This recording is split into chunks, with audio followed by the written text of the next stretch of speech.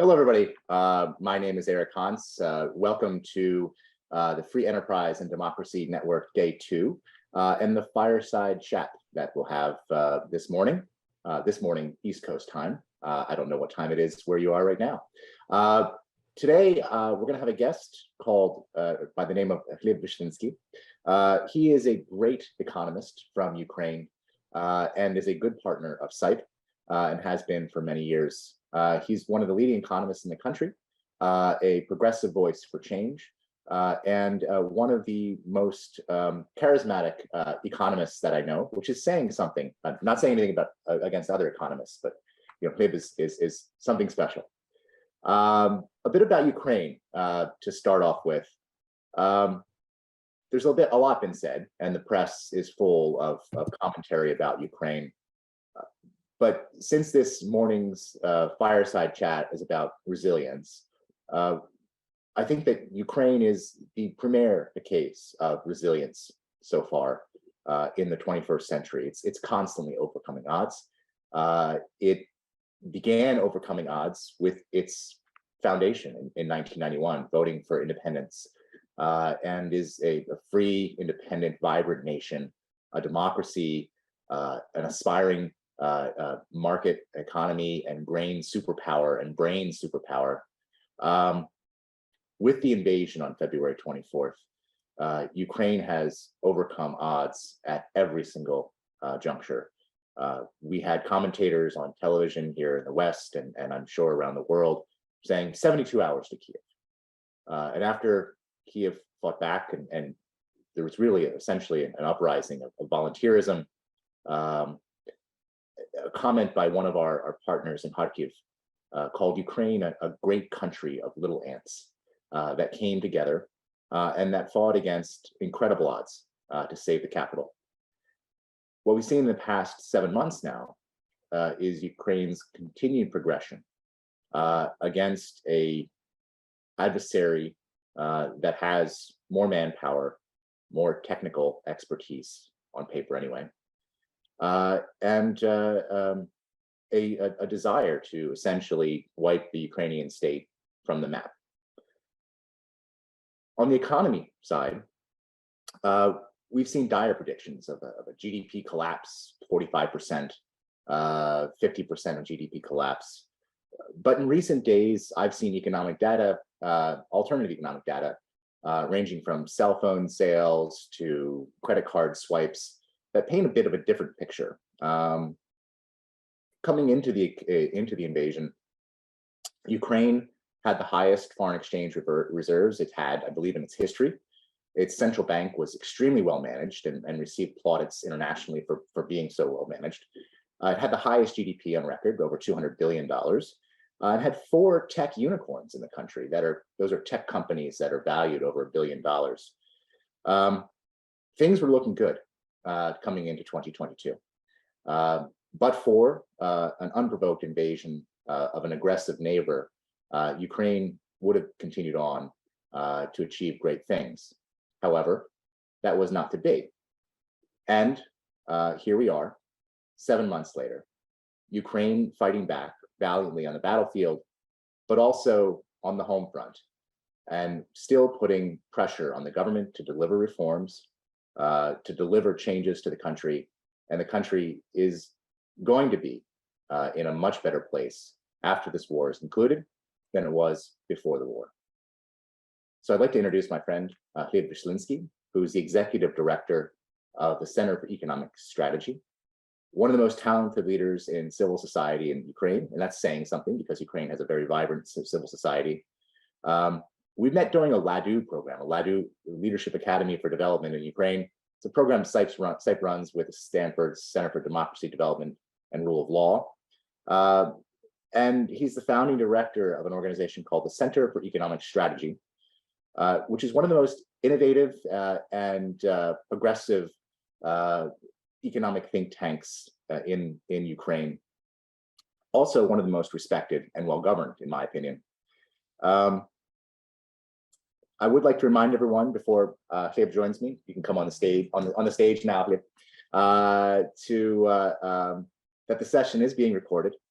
and that you can use the chat wherever it's located on your screen to ask questions. So we do have about 20 minutes at the end of the session to ask questions.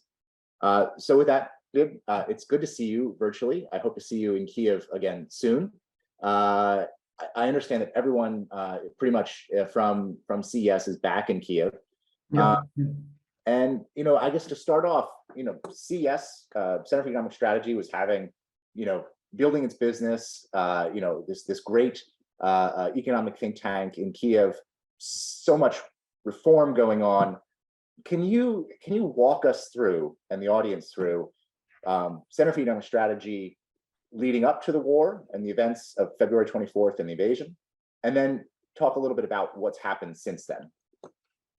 Yeah, in fact, hello to everybody, and thank you, Eric, for the introduction. CES was founded in 2015, and in fact, it was founded after the start of the war. As we understand, the war started in 2014 with the annexation of Crimea and with the Russian-inspired war in Donetsk and Lugansk regions of Ukraine. And before 2014, we had this period of stagnation when Viktor Yanukovych was president. There was not so much demand for any reform policy advice in the country, and generally, think tank and civil society arena were stagnating as well.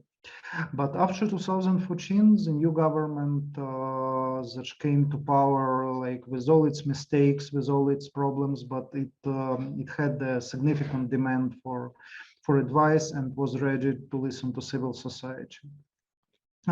Two of business and political leaders, Tomasz Fiala, who is Czech national and owner of one of the largest investment banks in Ukraine, Dragon Capital, and Ivan Miklos, who is a former vice prime minister in Slovak Republic, who also came to advise Ukrainian government after 2014, came with the idea that economic policy think tank scene should be strengthened in Ukraine, and there is a need of modern, as Ivan called it, not just think tank, but think and action tank. That will be strong in communication and advocating, what I could name mainstream economic policy ideas that are based on the principles of economic freedom. And that's how we were founded, as a sort of startup funded initially by donations from Tomasz and his business. But starting from last year, we are not receiving, in fact, funding from him. We are fully self-sustainable. And we mainly, for you to understand, and for all our listeners and those who watch the stream to understand how it is financed, it is mostly financed by both international donors, technical assistance projects, within a very competitive process, because there are a lot of different parties who take part in this process, starting from largest consulting companies, including big four companies like McKinsey, etc., where we have to compete and cooperate with them on different parts of technical assistance projects, where advice is provided to the government, but also pure civil society grants and donations from international but also private foundations like Soros Foundation, for example, where we have to do what civil society is usually doing,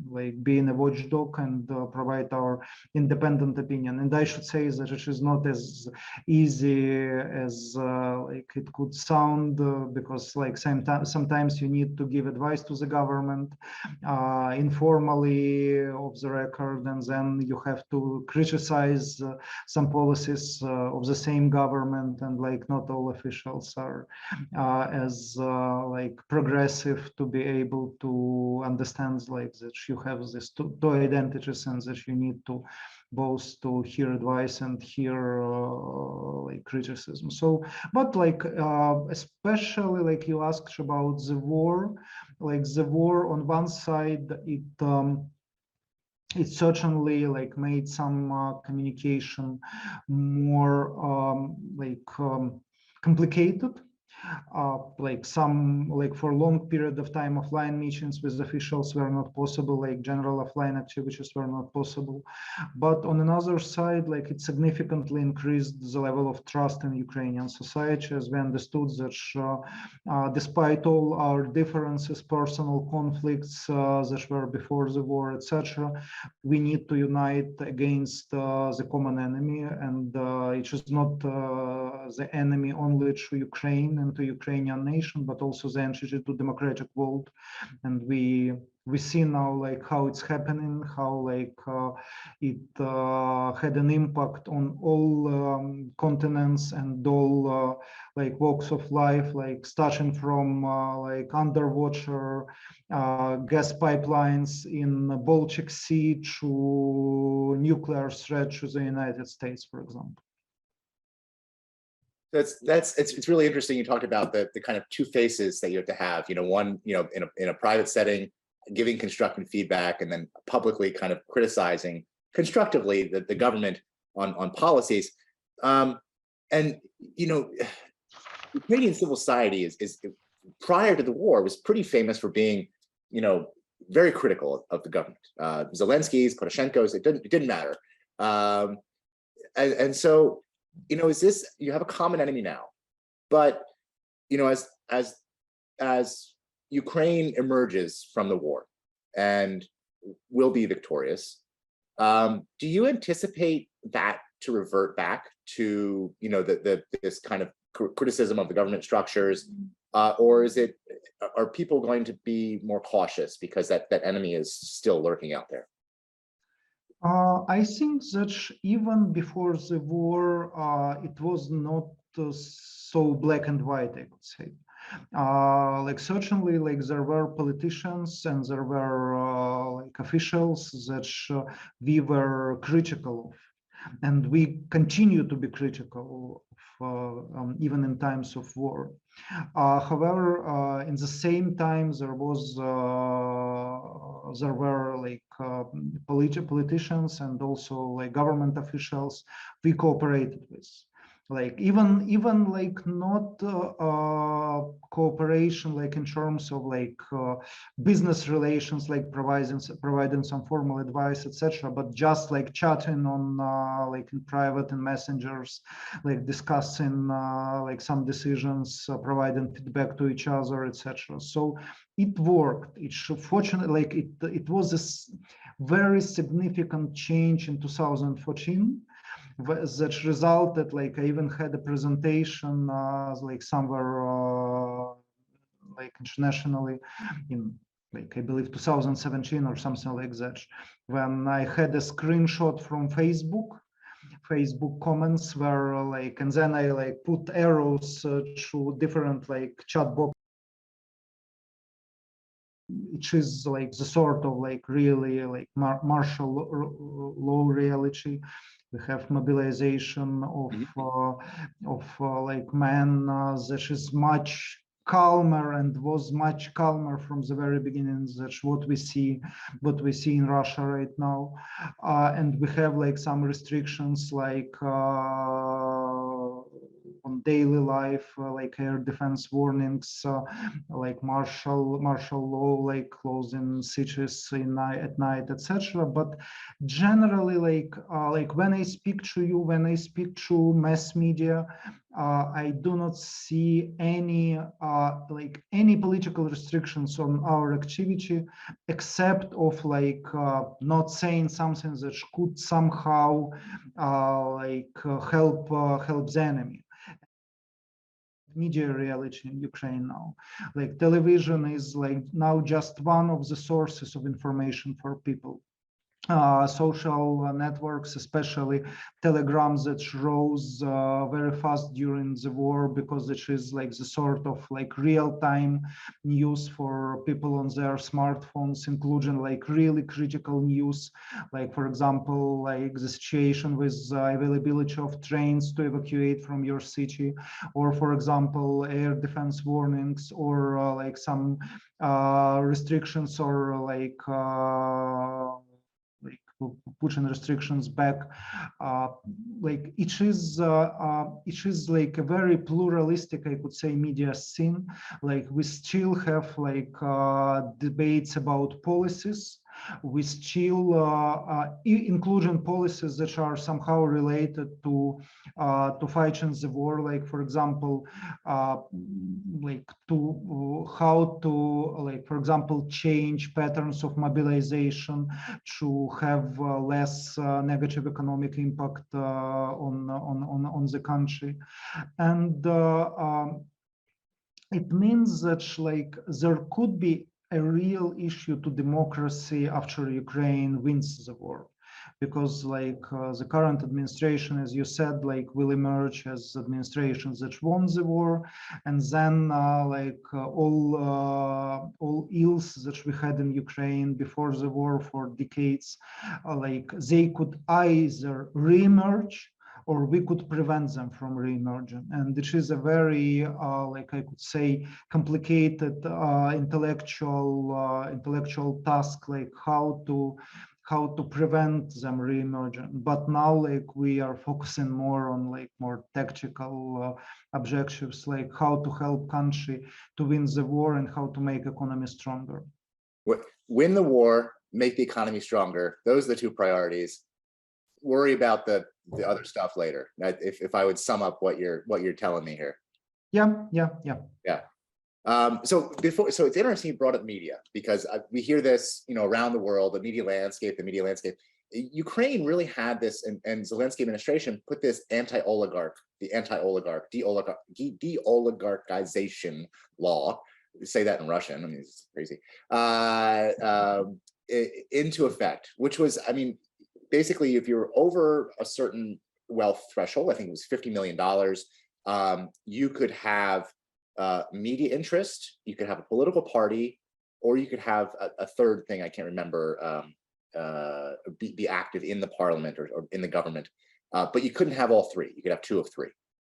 And I know that, who was it? It was Akhmetov that sold prior to the war. He closed his TV station. So do you think that the changing media landscape, obviously the war has something to do with it. Do you think that the changing media landscape has something to do with that, the de-oligarchization law, or is it just the war?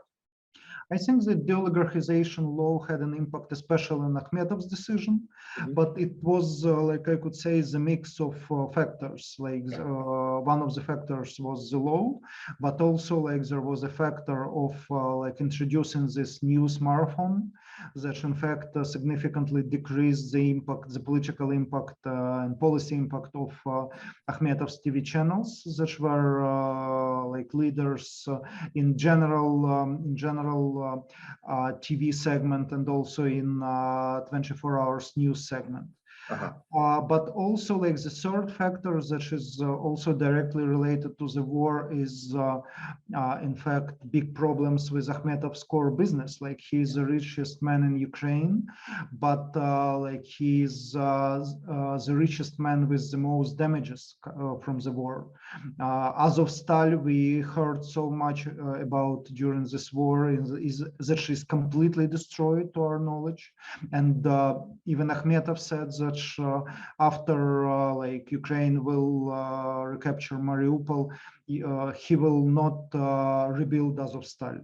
Like there were two, so it was owned by Akhmetov together with another large metal producing plant in Mariupol, Ilyicha plant, and it was not as destroyed as Azovstal, but it is also on the occupied territory of Ukraine.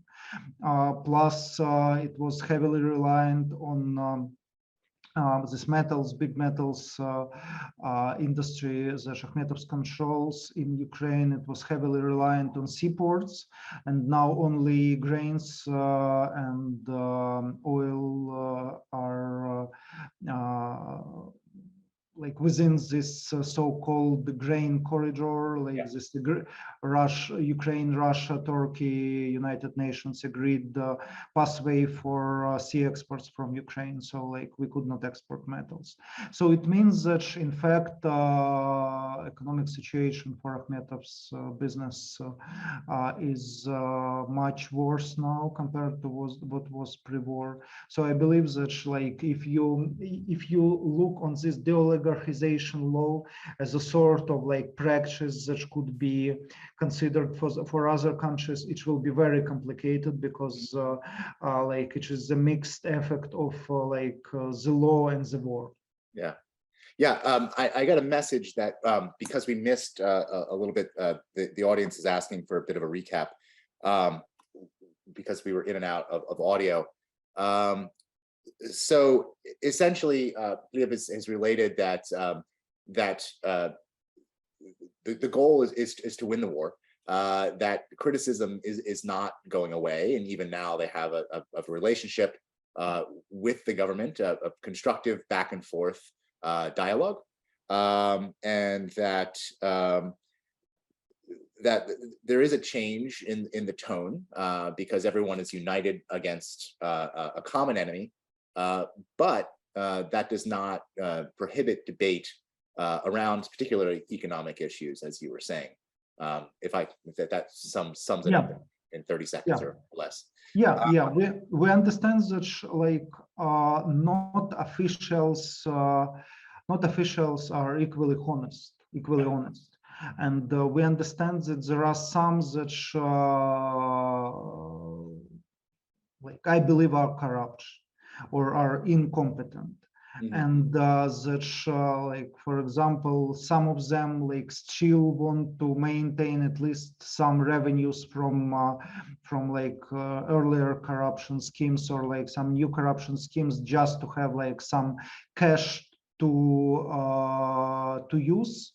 And it is like, I could say, the bigger problem in Ukraine that was like not related to war at all. It is a populism related to compensation to politicians and civil servants. Like in many cases, like the cash that was circulated in Ukrainian political arena was not purely political corruption. It was just like trying to pay market salaries to, like, in fact, politicians and top civil servants, because like no top politician was brave enough to they were brave enough to fight Russian aggression, but nobody is brave enough to say that you need to increase wages to ministers and members of parliament. It was too dangerous. I remember talking to the former, I think, head of Ukrzaliznytsia, the Ukrainian railway, and there's a big complaint about his salary. And to me, it seemed, I mean, I think they have what they had at the peak, they had something like 300,000 employees across the country, you know, immensely complex corporate structure. As I understand it, there is no kind of corporate liability or limited corporate liability. So you can be held personally responsible for many of these things as a corporate director in terms of kind of schemes that kind of take place lower down. Absolutely, yeah. And like prosecutor's office will be happy because like it is very like popular to come and say that like, oh, this another like CEO of state-owned enterprise was corrupt and we found some scheme on some stage. And then like what we see now, for example, like just today I read in the news that one of our friends who was deputy minister of healthcare, he was accused of negligence because like the contract of $50,000 for IT development was unsuccessful, and like he is now going to like prosecutor's office to sign some documents, etc. So like, and then like you have to work for a meager salary. So like it is a mix of issues, but like going back to like my comment, we understand that like certainly some of them are corrupt, some of them want to be back in time when they could spend like 80% of their time for corruption and 20% of their time for policy making, but now they have to spend 80% of time for policy making in time of war and just only 20% of time to corruption. And we need to, and in fact, it is not like something I am just like speaking to you here for international audience. Like you could read about this in like major online media, and nobody is like sending prosecutors to this media or some like propaganda officers and saying, oh no, you could not speak about this openly during the war. No, like it is like discussed as it was discussed before the war. So one more question from me, and then I'll see if we have any questions from the audience. I hope we do. I have my chat box open. Before the war, I should say, the war did start in 2014. So before February 24th, you had essentially kind of two economies in Ukraine. You had a unicorn tech-led economy. You had some entrepreneurs that were building some really innovative businesses in kind of gaps where they saw, Nova Pochta, Razyetka, which is like a private postal system, DHL. Razyetka is Ukrainian Amazon, right? So you had these kind of Ukrainian businesses that were not oligarch connected, that built businesses based on their own entrepreneurial capability. And then you had this oligarchic sector that wanted to kind of continue to build moats, to extract rents from the state. But most of that physically, the physical assets of that oligarchic structure were in the south and the east. And with the destruction of the physical infrastructure in the south and the east coming out of the war, do you think that there's going to be a different dynamic between this kind of entrepreneurial class and the oligarchic class? Is that, could there be a shift? Because it was pretty balanced before the war. Yeah, very good question. And first, I want to start from the freedom.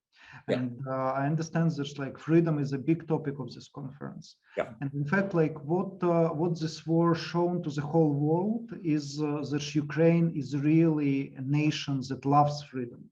And those of you who read not about like Ukrainian economy, because like, for example, in the United States, you mainly could read about like fighting and war analysis.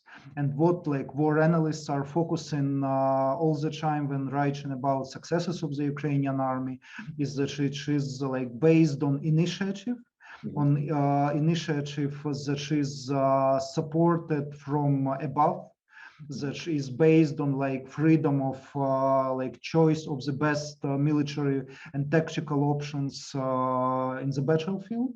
And it shows in fact like why like such businesses as you named like Razyetka, Nova Pochta, etc. Appeared. Because like as on one side, like Ukraine was and is very different from Russia, in fact, in this dimension.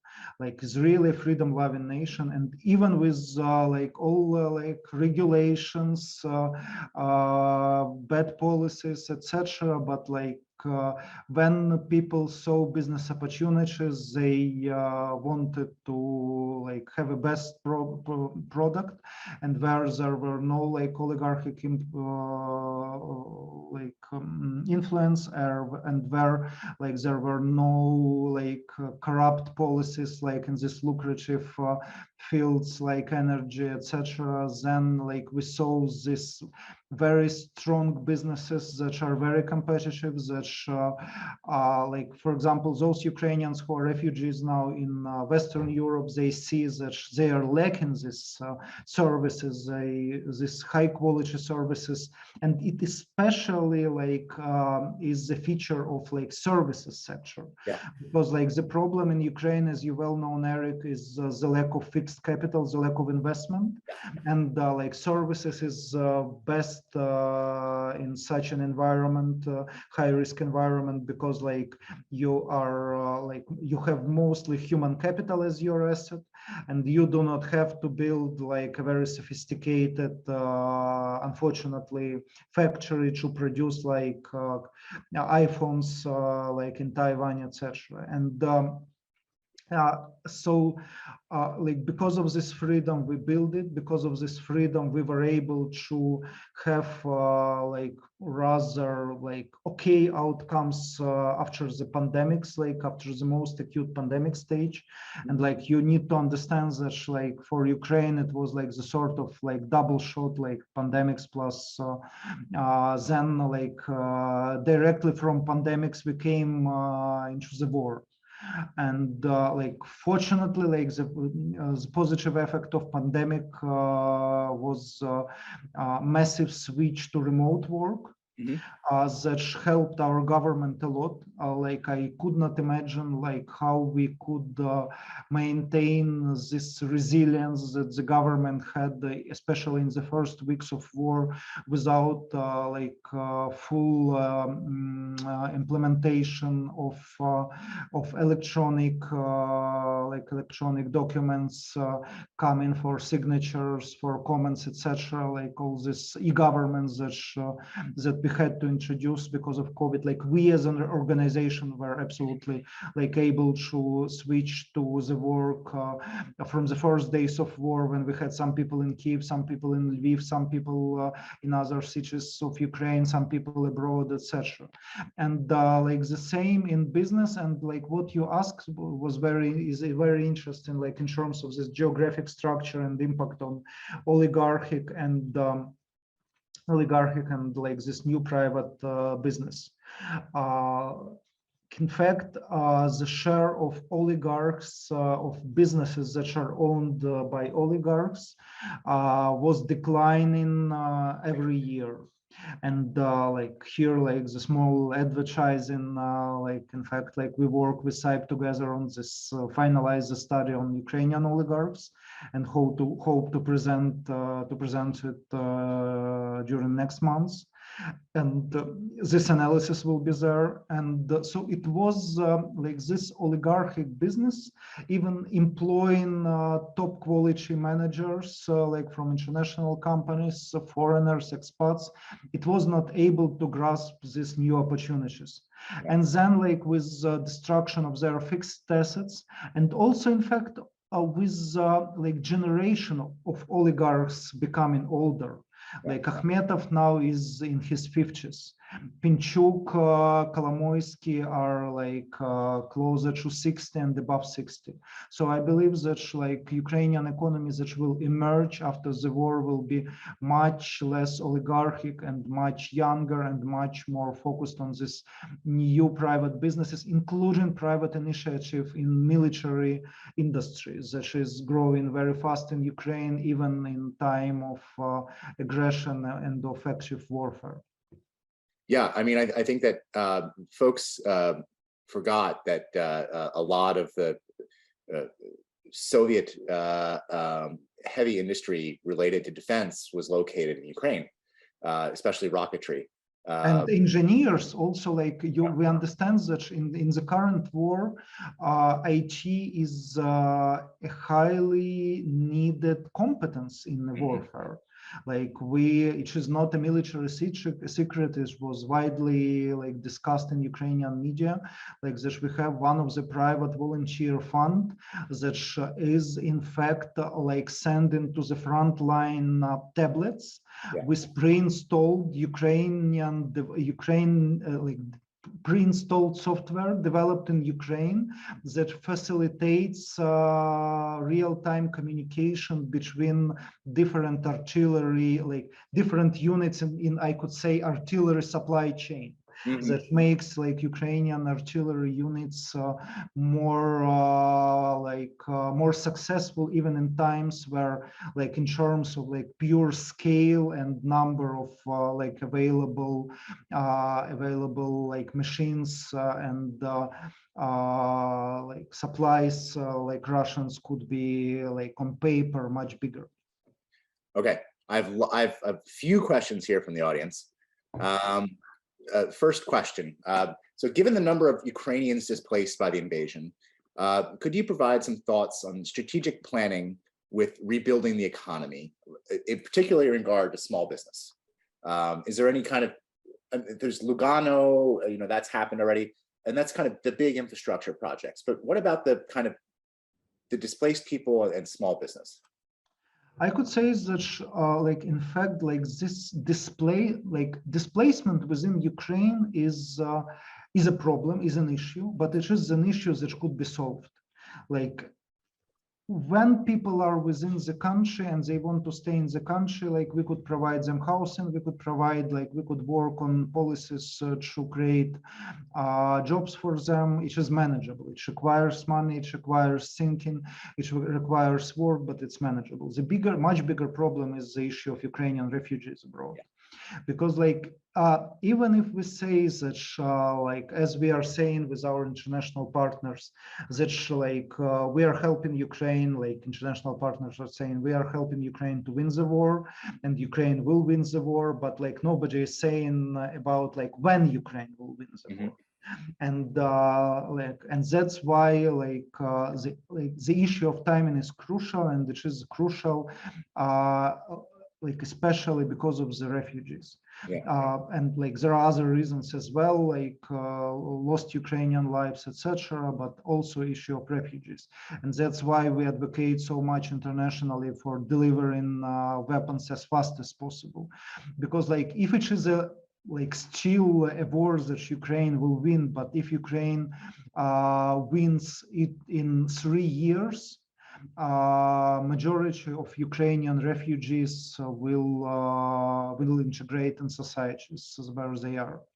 And then, like, when rebuilding the country, we will see that, sorry, but there are no men to rebuild the country, because, like, men left to their families that are well integrated in societies somewhere in Germany, for example. And this is it is something where, like, Putin could win, even with losing the war. Yeah. Because it could make Ukraine weaker, and it means that, like, after weapons, after fast supply of weapons, we also need a fast supply of money for like rebuilding the country, because, like, there, like, we as economists could say that, like, we could create stimulus for people to go back to Ukraine, because they will see that there is a high demand for employees, and that salaries are growing fast, and that you could have, like, higher purchasing power in Ukraine than, like, for example, in United Kingdom or in Germany. Yeah. For your skills and competence. Well, I was out with the business ombudsman of Ukraine a few weeks ago, and he said that the war has destroyed two myths in Ukraine. One is the kind of infallibility and the undefeatability of the Russian army.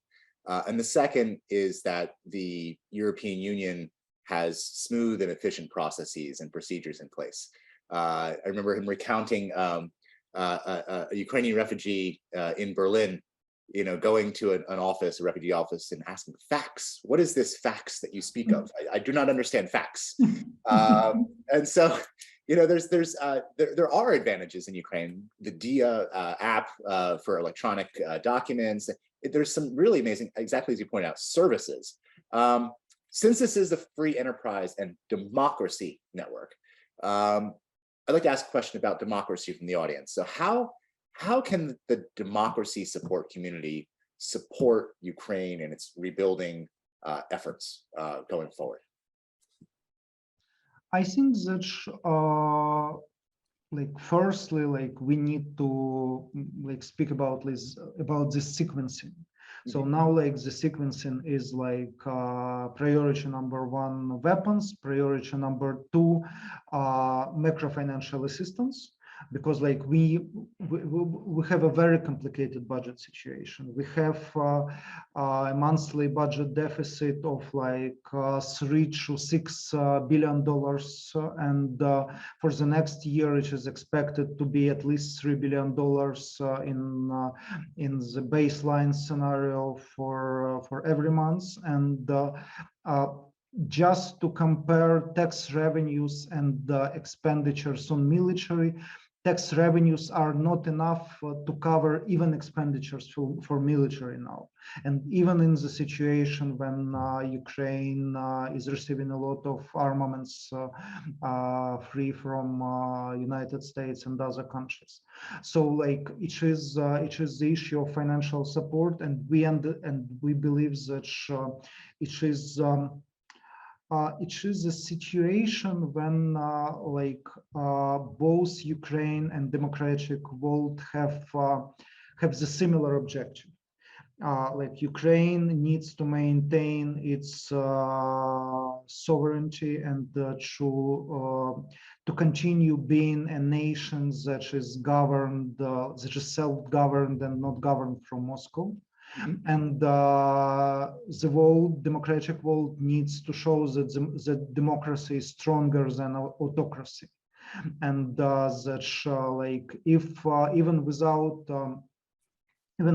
direct military intervention, democratic world could support another democracy in like winning this world with ineffective autocratic state. Even being nuclear, even being the member of UN Security Council, and all like this, all the stuff that we have. So it is like what we have on this stage. But then, like as we go to recovery stage, I believe that we also like we will still need money, and I could not say that it is currently looks as easy as it was looking in April, when everybody started discussing recovery.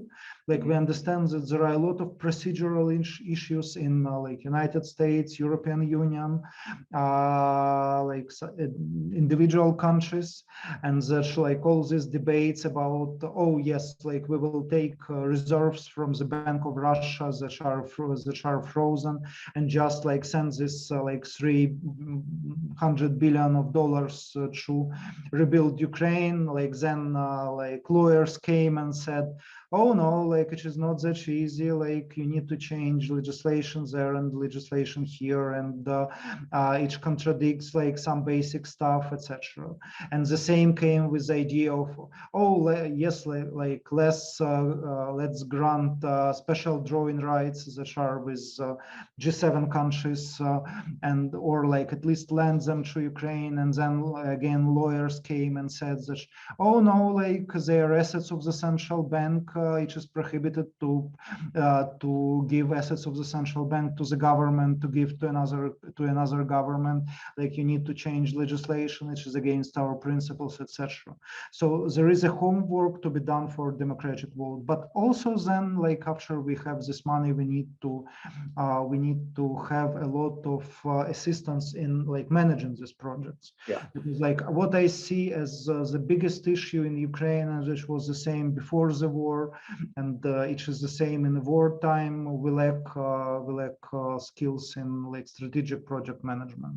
Like the government is still like to large extent, like it has like some remains of Soviet government like functions that were like more focused on processes. Like I believe not only Ukrainian government has these features, like even in like developed democratic countries, like many governments have the same issues. Like, but in Ukraine, with the scope of issues we need to come through in recovery, like where there will be a lot of like intellectual challenges, a lot of like project management challenges, we will need support of the brightest minds of the world in this process, not only money. Yeah. So minds and money, not minds are not. And if a lawyer tells you no, don't believe him. There's always a way. There's so I'm going to combine three questions. We got 5 minutes left. So I'd like to try and attempt to kind of combobulate these questions. So in terms of aid, so what has Ukraine received so far, and what sectors need the most help? And then with reference to Ukraine's reputation as a breadbasket, is there any assistance going to farmers or agriculture? And is there a rethink in the way that Ukraine markets itself to the world as a breadbasket and as a kind of grain provider? So And then lastly, on partnerships, there's, already talk about, in rebuilding, how do you ensure equity? How do you ensure, green technology? How do you ensure that, you're rebuilding an economy, not in the 1950s, but for the 2050s? So if I can mash those all up, and you have 3 or 4 minutes to accomplish all of that. Yeah, I will be short. Like on aid, we received like something like up to $20 billion.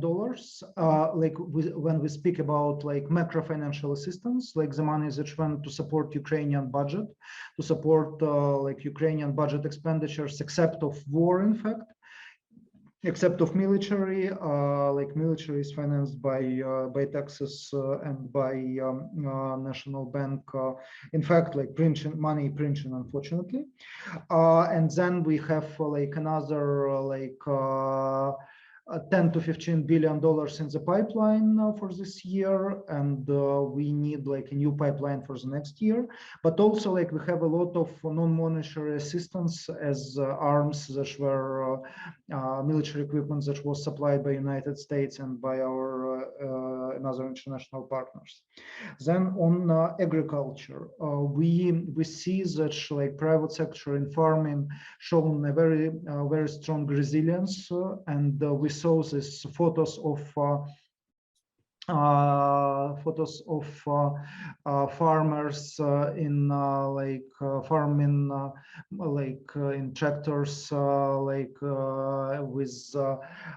with this armed vests on them, because like it was like still dangerous to conduct a sowing campaign in spring, but they did it. The government did everything possible to support them with like loans, but still like there are 2 issues that remain. The first issue is the issue of military insurance. We need to, and it is not only the issue of military risk insurance, it is not only the issue for agriculture, but it is the issue for any private investment in Ukraine. Like it is currently discussed with the World Bank, but we need a very big fund for the military risk insurance, and also we need a procedure so that private capital could also enter Ukraine in this wartime and after the war, if like military risk from Russia will remain, and it is crucial. And also like on the Ukrainian side, we need to finalize the land market reforms that was started in 2020, and in 2024 the market will finally open to large landowners and to those legal entities that could, for example, have foreign owners as beneficiaries. So I believe that it will have another push to the sector. And finally, going on equity and going on like green and modern recovery. That's why I spoke about mines, but also like best great minds of the world that will come with these great ideas, and not that will prevent like going back to the 20th century. But also I believe that we also need to be not just bureaucratic, like we work in international projects and with international technical assistance. We saw so many times when it is just a bureaucratic, like another line in your proposal or in your report, when you have to say that you are that you took into account all like gender equity and green and all this stuff that was mentioned. Like we need to really not making it bureaucratic, but making it better for well-being of Ukrainians in the countries that suffered so much during this war. You did a great job, Hlib, in tackling that kind of wide range of questions. So weapons, macroeconomic support, strategic management, project management, the best minds, not just money. Is I think what you're asking, and kind of order of priority for Ukraine's need. I think our time is up here. It's been great to talk to you today, Hlib, and I hope to see you again in Kiev very soon. I think that I think it was John Adams had this quote that people and nations are formed in times of adversity, and certainly Ukraine is facing its overwhelming share of adversity right now. And from my point of view, sitting here, and I think yours as well in Kiev, that Ukraine will come out stronger on the other side, both as a nation, as a people. And we wish you the best of success, and we'll be in touch and how we can help you, your organization, but also the country to achieve its desires and to become a great country. So thanks for your time. Thank you, Eric. Thank you, Eric, for the chat. And Slava Ukraini. Героям слава. Thank you. Bye-bye. Thank you. Bye.